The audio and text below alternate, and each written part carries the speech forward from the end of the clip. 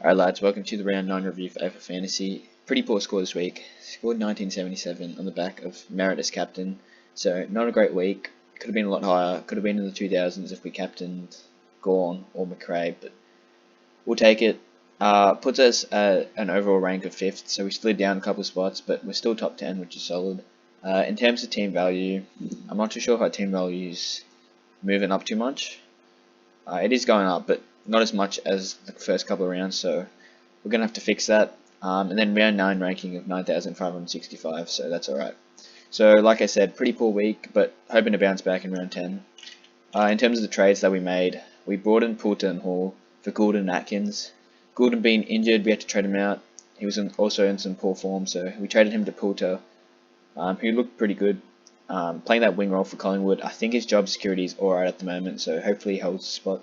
And Tom Atkins, it was either him or Warner that leaves this week, and I felt that Warner with his matchup would be a lot higher, but we traded out Atkins for Hall, and Hall has been in some great form, and he rewarded me with a solid ton, so I'm pretty happy with those trades. In terms of defense, Laird, pretty stock standard, 125. Midfielders tend to score really well against the Eagles, so that's something to keep in mind. But yeah, Roy Laird was tackling, marking, doing everything around the ground, which is good. Doherty was amazing, 106.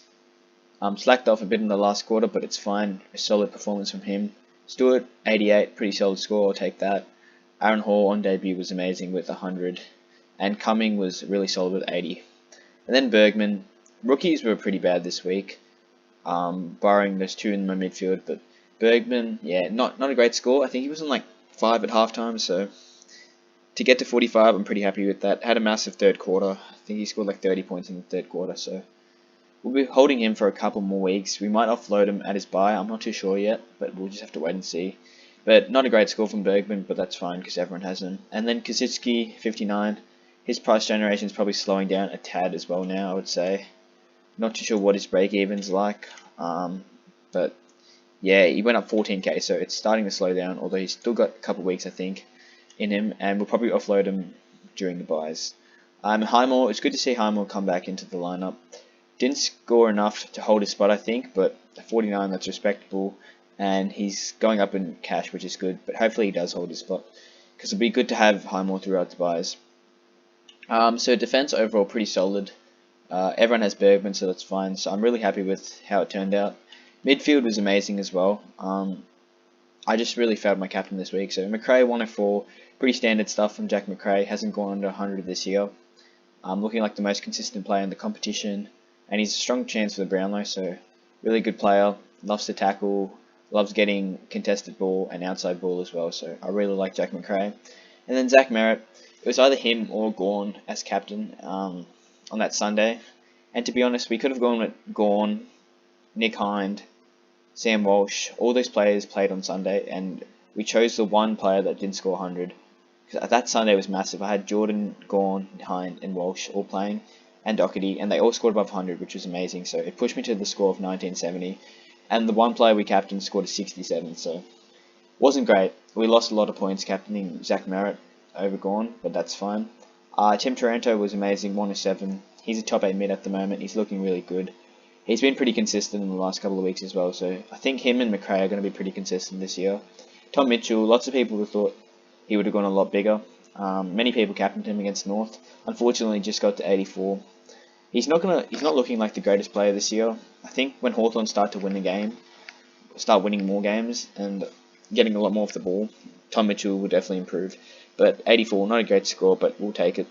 And Walsh, good to see him score big for me, 121. I'm definitely taking that. Highest score in my midfield, looked really good. Second highest in my team, third highest, sorry. And yeah, he was pretty disappointing last week, so for him to score 121, bounce back really nicely, I'll definitely take that.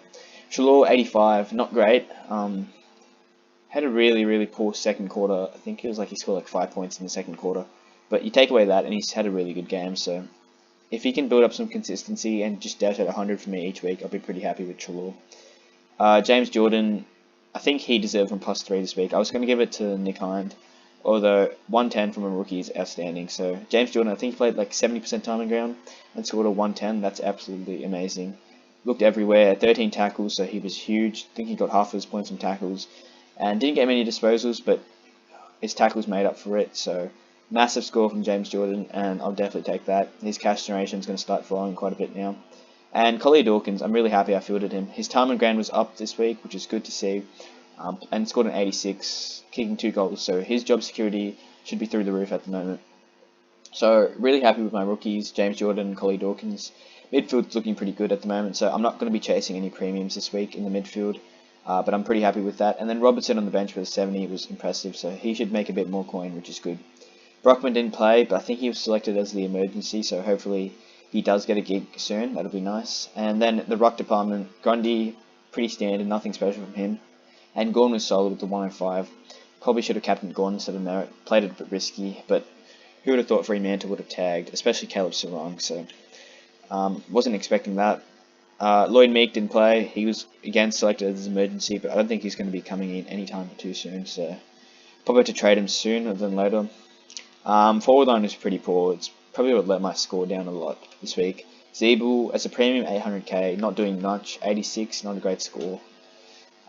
If you want to trade him, go ahead. You could probably trade him down to like a Zeeble and pocket yourself 100k, which is a valid move, except I think it's a bit sideways, because I think they'll both score around the same mark, so just have to wait and see on that one. Hine was solid, 122. He was best on ground probably that game. Him or Darcy Parish, they both look pretty good, and it was a great game to watch. Powell, 40. I'm probably going to hold him this week, only because he has the ability to score 100, which is pretty dangerous, and I feel that if I trade him and he dashes at 100, it's really going to burn me a lot, so probably hold Tom Powell for another week or two until his bye. Chad Warner, he's got to go this week. He's reached his break even, and he's not going to be making too much cash. Relatively low time on ground, which is a bit weird, but yeah, he started on the bench and was subbed off a lot, so who knows. I'll probably trade him out this week though. And Farah was alright, 41, but not too great, so we'll probably trade him as well this week. His cash generation is going to slow down a bit. And Poulter, 59, I'm happy with that. Really solid score. Zaro, 45. We can hold him throughout the buys. I don't think he's going to be moving too much in terms of cash, but yeah, we'll see. And McRae didn't get a gig, but I think he was the emergency again, so hopefully he does sometime soon. There were a lot of Collingwood players that were pretty poor, so hopefully he comes back in. And Real, 76, that's brilliant. He's generating cash now again, so that's good. So 1977, not a great score, but looking to bounce back in round 10. In terms of trades for this week, I'm not yet decided on what I'll be doing. I want to bring in Jake Lloyd, as it really helps my buy structure. Although, if I do that, I need to do an upgrade and a downgrade, which is suitable, but I'm not too sure who to bring in terms of rookies. There weren't many options this week, I think. Yeah, there weren't many options at all. The highest was O'Connor, and I didn't really like him. I think he's going to get omitted. Briggs, probably not going to hold a spot as well. I'm not sure about these two, but I'm thinking at the moment we trade at Farah and we trade at Warner. They've both been pretty good cash cows for me, so I'm really happy with their output. But I think it's time to bring in someone like maybe a Jake Lloyd or a Callum Mills. I was thinking between Callum Mills and Jake Lloyd, and Callum Mills is probably the better option, although he's got Fremantle this week, and I have a strong feeling that Caleb Sarong will be tagging again after his efforts on Zach Merritt, so I'm thinking we go Jake Lloyd just for this week, although I want to get Callum Mills after his bye. That'll be nice, so Jake Lloyd, we'll pick him up this week, and then that leaves us with 250k, so we can basically get anyone we want for 250k. At the moment, we'll just get this Richmond guy. Yeah, this guy looked alright, but I'm pretty sure he won't hold a spot, so we'll bring him in, but we'll have to wait and see on the teams. Hopefully a nice juicy rookie's name so we can pick him up. Although I don't like picking up rookies in the first week, but that's what our team's looking like at the moment. Fairly happy with that. I want to get in Callum Mills as fast as possible, and this was definitely going to be the week, although with him playing Fremantle, I think Sarong's going to tag him, and I believe that he's going to have a pretty poor week, so hopefully he does have a poor week. He drops a bit in price so we can pick him up after his bye. That'll be nice. But yeah, I'm pretty happy with how the team's looking at the moment. Obviously, with Thursday night teams back, we're going to be captaining Jack McRae this week. I think it's the safest bet. He hasn't gone in the hundreds the whole year, so safest bet. And hopefully all the players are named. Hopefully Powell can dash at a good score. But that's how my team's looking like at the moment. If you guys have any questions, make sure to comment them down below. Leave a like and subscribe to the channel if you're new, and I'll see you guys next week.